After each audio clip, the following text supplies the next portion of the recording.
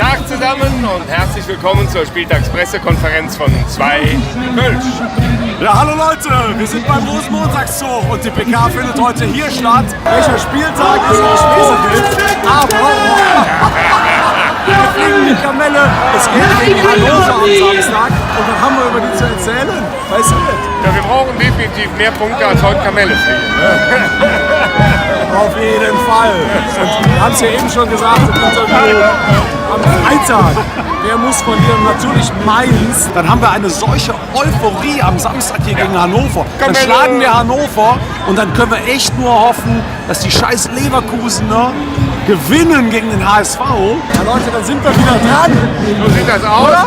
Und das Motto des heutigen Spieltags lautet: Wir wissen es nicht. Sagen wir noch nicht. Da ist das Motto. Wenn der Trommel steht, dann stoppt mal parat und man trägt mir durch den Strand. Und jeder hat gesagt: Kölle, Alaf, Alaf, Kölle, Alaf. Ist das Motto jetzt oder ist es dann nicht? Das könnt ihr euch angucken. Im Stadion, wo sonst schön